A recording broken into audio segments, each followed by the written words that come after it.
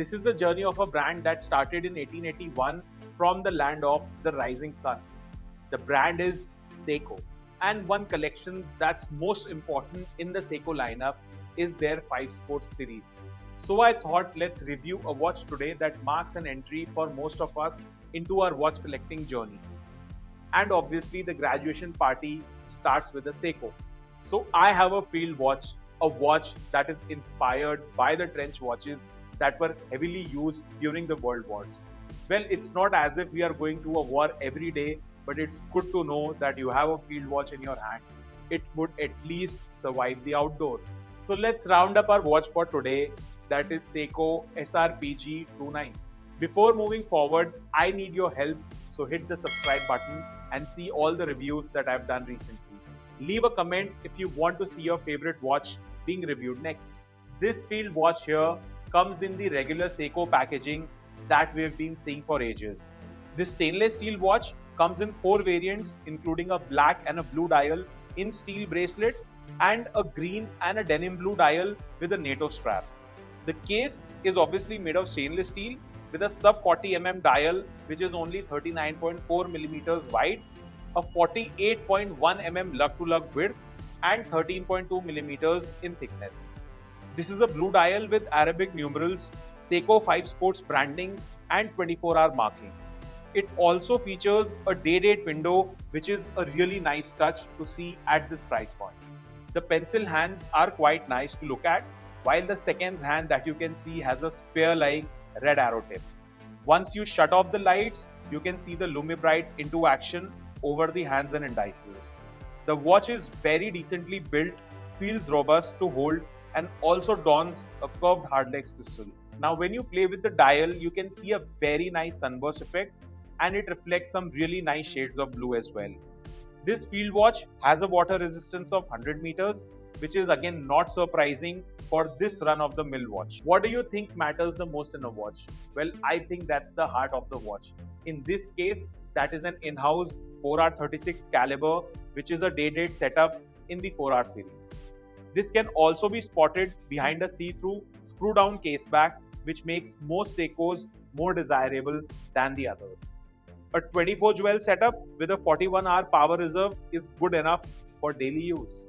Well, that's what it's meant to be, right?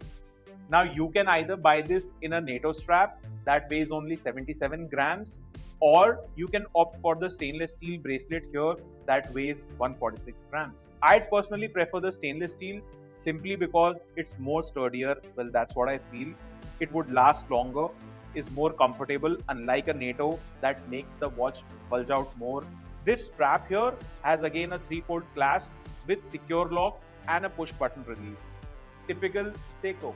So how does this look on my wrist? Is it too big or too small, or is it decently sized? And time setting on this watch is really simple because all you need to do is pull out the crown in the first position to set the day and date, and then pull out the crown ultimately to set the time. You can also find the day here mentioned in either English or Spanish. So are you finally tempted to buy this beauty for just, hold your horses, 30,000 rupees or $400 in brackets? While this watch is not tough to fathom, simple yet practical and an easy entry into the automatics, would you choose this over the competition?